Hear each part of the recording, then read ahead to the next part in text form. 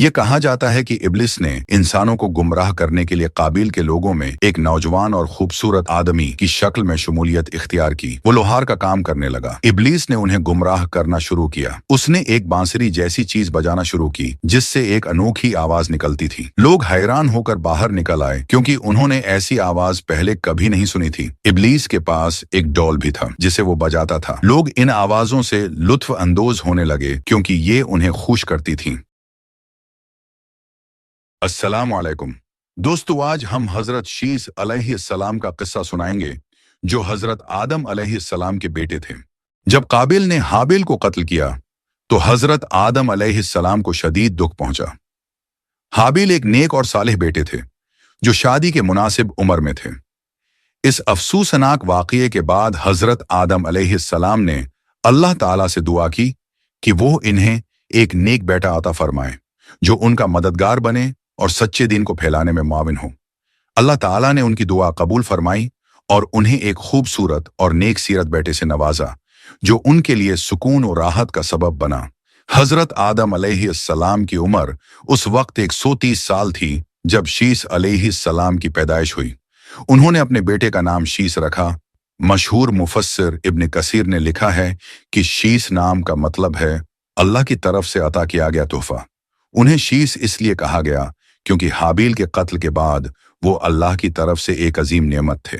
حضرت شیس علیہ السلام بعد میں نبی بنے اور حضرت آدم علیہ السلام کے جانشین قرار پائے۔ حضرت آدم علیہ السلام کو اپنے بیٹے شیس علیہ السلام سے بے حد محبت تھی۔ وہ ان کے تمام بیٹوں میں سب سے زیادہ خوبصورت ہیں اور عالی صفات کے حامل تھے، اور چہرے کے نقوش میں بھی حضرت آدم علیہ السلام سے مشابہت رکھتے تھے۔ وہ ان چند انبیاء میں سے تھے جو پیدائشی طور پر ختنہ شدہ پیدا ہوئے۔ حضرت شیس علیہ السلام کا ذکر قرآن کریم میں نام کے ساتھ نہیں آیا، مگر مختلف تفاسیر اور احادیث میں ان کا تذکرہ ملتا ہے۔ حدیث مبارکہ میں رسول اللہ صلی اللہ علیہ وسلم نے فرمایا، اللہ تعالیٰ نے 100 صحیفے اور 4 کتابیں نازل فرمائیں، جن میں سے 50 صحیفے حضرت شیس علیہ السلام پر نازل کیے گئے۔ حضرت آدم علیہ السلام پہلے نبی تھے، لیکن انہیں کوئی کتاب یا شریعت نہیں دی گئی تھی۔ حضرت شیس علیہ السلام پہلے رسول تھے جن پر اللہ تعالیٰ کی طرف سے وحی نازل ہوئی۔ حضرت آدم علیہ السلام نے شیس علیہ السلام کو ہدایات دیے اور انہیں ایک اچھا انسان بننے اور سچے دین کی پیروی کرنے کی تعلیم دی۔ انہوں نے شیس علیہ السلام کو دن کے مختلف اوقات میں اللہ کی عبادت کرنے کا طریقہ سکھایا۔ انہوں نے شیس علیہ السلام کو نصیحت کی کہ وہ اپنی شادی کے معاملے میں محتاط رہیں اور ایک نیک بیوی کا اختیار کریں تاکہ ان کی اولاد صالح ہو۔ حضرت آدم علیہ السلام نے 930 سال کی عمر میں اپنے بیٹے شیس علیہ السلام کو الوداع کہا اور اس دنیا سے رخصت ہوئے۔ انہوں نے شیس علیہ السلام کو اپنا جانشین مقرر کیا اور دوسروں کو ان کی پیروی کرنے کی نصیحت کی۔ حضرت آدم علیہ السلام نے شیس علیہ السلام کو قابیل اور اس کے پیروکاروں سے دور رہنے کی تاکید کی کیونکہ وہ کافر تھے اور بت پرستی میں ملوث تھے۔ حضرت شیس علیہ السلام نے اپنے والد کی وفات کے بعد ان کے نقش قدم پر چلتے ہوئے لوگوں کو صحیح راستے کی طرف رہنمائی کی کوشش کی۔ قابیل اپنے بھائی کو قتل کرنے کے بعد اپنی اولاد کے ساتھ دور دراز وادیوں میں چلا گیا اور وہاں آباد ہو گیا۔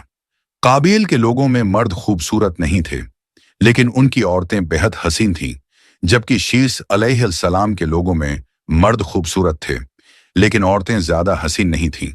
یہ کہا جاتا ہے کہ ابلیس نے انسانوں کو گمراہ کرنے کے لیے قابیل کے لوگوں میں ایک نوجوان اور خوبصورت آدمی کی شکل میں شمولیت اختیار کی۔ وہ لوہار کا کام کرنے لگا۔ ابلیس نے انہیں گمراہ کرنا شروع کیا۔ اس نے ایک بانسری جیسی چیز بجانا شروع کی جس سے ایک انوکھی آواز نکلتی تھی۔ لوگ حیران ہو کر باہر نکل آئے کیونکہ انہوں نے ایسی آواز پہلے کبھی نہیں سنی تھی۔ ابلیس کے پاس ایک ڈول بھی تھا جسے وہ بجاتا تھا۔ لوگ ان آوازوں سے لطف اندوز ہونے لگے کیونکہ یہ انہیں خوش کرتی تھیں۔ قابیل کے لوگ شیطان کے مکمل کنٹرول میں آ گئے اور وہ زنا اور موسیقی میں ملوث ہو گئے۔ وہ رات دیر تک پارٹیاں کرتے، موسیقی پر ناچتے اور اللہ کے قوانین کو بھول گئے۔ حضرت شیس علیہ السلام نے اپنی تعلیمات جاری رکھیں اور اپنے لوگوں کو اسلام میں صحیح और गलत के बारे में याद दहानी करते रहे। ताहम उनके बहुत से लोगों ने यह सवाल उठाना शुरू कर दिया कि वो अपने कजिन्स के साथ क्यों नहीं मिल सकते और पार्टियों में क्यों नहीं शामिल हो सकते। कुछ लोग खुफिया तौर पर उन औरतों और पार्टियों को देखने लगे और इब्लीस के जाल में फंस गए। काबिल की औरतें खूबसूरत थीं और उन्होंने ऐसे खूबसूरत मर्दों को देखकर उन्हें अपनी तरफ मायल कर लिया। गैर मुहर्रम मर्दों और औरतों का ये मेल जोल जना की शक्ल अख्तियार कर गया और ये इंसानियत की तारीख में पहली बार था कि लोग इज्तिमाई तौर पर गुनाह में मुलविस हुए। हजरत शीस अलैहिस्सलाम के कुछ पैरोकार मौसीकी और खूबसूरत जवान औरतों के साथ पार्टियों से लुत्फ अंदोज होने लगे और सही रास्ता भूल गए। वो वापस आकर दूसरे मर्दों को बताते कि हम सब बेहद मजा कर रहे हैं। इस तरह इज्तिमाई तौर पर गुनाह पहलाने में मलवूस हो गए, जिसकी वजह से इंसान गुमराह हो गए और बड़े गुनाह करने लगे। अल्लाह ताला कुरान पाक में फरमाता है, आए ईमान वालों, इस्लाम में पूरे के पूरे दाखिल हो जाओ और शैतान के कदमों की पैरवी न करो, बेशक वो तुम्हारा खुला दुश्मन है। शैतान अपनी चालों में मसरूफ रहा और लोगों को बुरे काम सिखाता रहा। गुनाहगारों की तादाद वक्त के साथ बढ़ती गई। हजरत शीस अलैहिस्सलाम ने उन्हें सही रास्ते की तरफ रहनुमाई करने की बेहद कोशिश की, लेकिन वो लोग जहालत में डूबे हुए थे। हजरत शीस अलैहिस्सलाम 912 साल की उम्र में वफात पा गए। उनके बाद अल्लाह ताला ने हजरत इदरीस अलैहिस्सलाम को इंसानियत की रहनुमाई के लिए मबूस फरमाया। ये थी हजरत शीस अलैहिस्सलाम की दिलचस्प और सबक आमूज दास्तान, जो हमें गुमराही से बचने और अल्लाह के रास्ते पर चलने की तरगीब देती है। अगली किस्त में हम आपको इदरीस अलैहिस्सलाम की हालात व वक़ात की दास्तान सुनाएंगे। आने वाले किस्त के लिए चैनल सब्सक्राइब करें।